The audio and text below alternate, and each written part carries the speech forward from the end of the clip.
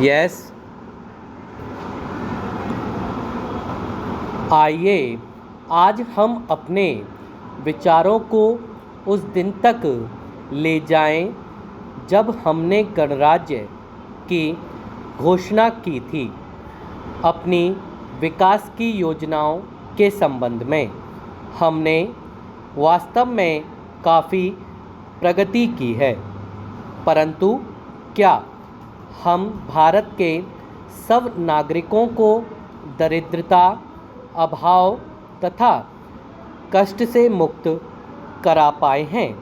प्रकृति की शक्तियों को अपने अधीन करने और जनता के कल्याण के लिए उन्हें नियंत्रण में लाने की दिशा में भी हम आगे बढ़े हैं, किंतु हम यह नहीं भूल सकते कि कुछ महीने ही हुए हैं हमें भारत के उत्तर पूर्वी प्रदेशों में भयानक बाढ़ का सामना करना पड़ा था, जिसके कारण यातायात के साधन छिन्न भिन्न हो गए और वहाँ की जनता को भारी हानि उठानी पड़ी।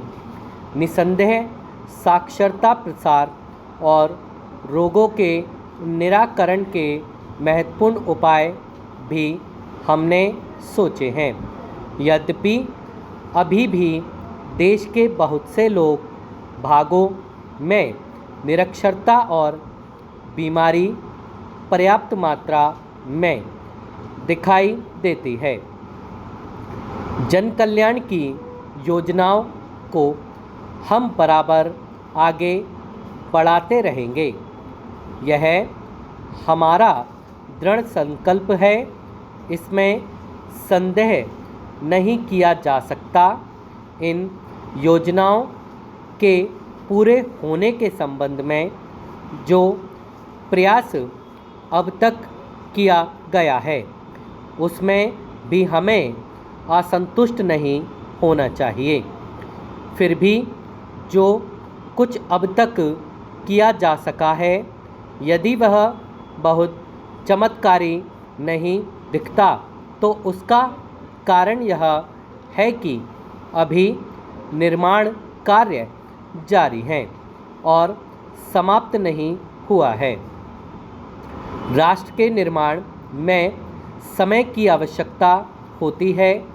आज हमारा गणराज्य दिवस है और भारत जैसे प्राचीन राष्ट्र के इतिहास में 5-7 वर्ष की अवधि एक स्वल्पकाल है। आइए अब हम विगत वर्ष की घटनाओं पर नज़र डालें और यह देखें कि विकास के कार्यों और निर्माण योजनाओं की दिशा में हम कहां तक आगे बढ़ सके हैं। Stop para. यदि मुझसे यह कहा जाए कि बीते वर्ष की घटनाओं का वर्णन मैं एक वाक्य में करूं, तो मैं कहना चाहूँगा कि संविधान में दिए गए निर्देशों के अनुसार हमने समस्त राष्ट्र के साधनों को ऐसे ढंग से जुटाना आरंभ कर दिया है जिससे यह स्पष्ट हो जाता है कि भारत में कल्याणकारी राज्य की स्थापना का श्री गणेश हो चुका है। पिछले वर्षों में हमने जो संकल्प और दावे किए थे, अब वे मूर्तिमान होने लगे हैं। इसलिए अब यह समझना कठिन नहीं है कि राष्ट्र किधर जा रहा है और आगामी 10 या 15 वर्षों में हम किस स्थिति में होंगे। महान नदी घाटी योजनाओं पर कार्य बराबर जारी है। इनमें से एक योजना भाखड़ा नंगल योजना से बहुमूल्य पानी और बिजली पंजाब, पैसपू तथा राजस्थान के भागों को मिलने भी लग गई है। दामोदर घाटी योजना से कुछ समय हुआ बिजली प्राप्त होने लगी थी और हीराकुंड, चंबल तथा दूसरी महान योजनाओं की भांति यह योजना भी यथेष्ट रूप से आगे बढ़ रही है। भाखड़ा नंगल योजना का प्रथम चरण समाप्त होने से अब यह स्पष्ट है कि इन महान योजनाओं के द्वारा देश में कितने महत्वपूर्ण परिवार और परिवर्तन हो जाएंगे। Stop para. महोदय, कोसी नदी, जिसे शोक और दुख का सूचक माना जाता है, इस वर्ष फिर अपने प्रकोप से महान हानि का कारण बनी। अब इस नदी पर काबू पाने और इसकी उपद्रवी लीला समाप्त करने के लिए भी योजना तैयार हो गई है। इस योजना की रूपरेखा तैयार हो चुकी है और निर्माण का काम हाथ में लिया जा चुका है। आशा है और इस योजना के निर्माण से बड़े बड़े पैमाने पर जनसाधारण को सेवाएं उपलब्ध होंगी। जब यह नया परीक्षण सफल होगा तो महान योजनाओं के निर्माण में और भारत की महान जनशक्ति के उपभोग के संबंध में हमारी जानकारी और अनुभव में महत्वपूर्ण वृद्धि होगी। औद्योगिकरण के क्षेत्र में उन्नति, उत्पादन में और अधिक वृद्धि और भारत के प्रति व्यक्ति आय में वृद्धि विचाराधीन वर्ष की कुछ महत्वपूर्ण बातें हैं।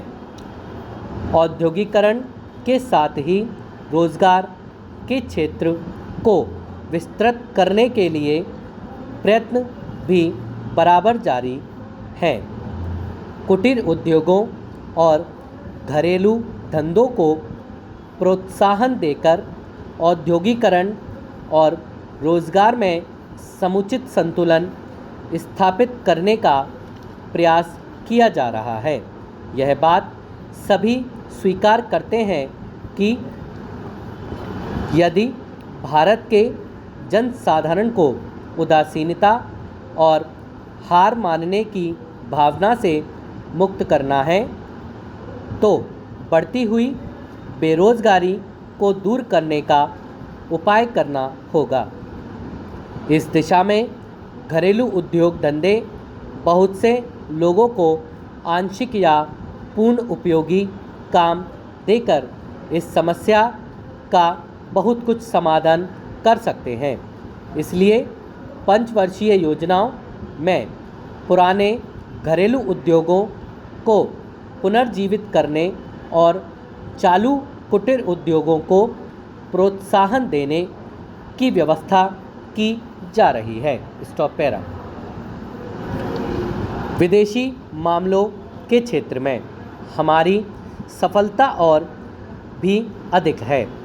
हमारी नीति, जिसे मैं सक्रिय और स्वउद्देश्य तटस्थता की नीति कहना चाहूँगा, वास्तविक व्यवहार में किसी भी देश अथवा यहाँ के लोगों को अपना शत्रु ना समझने की नीति है। इस नीति के फलस्वरूप हमें विश्व शांति के पक्ष की कुछ सेवा करने का अवसर मिला है।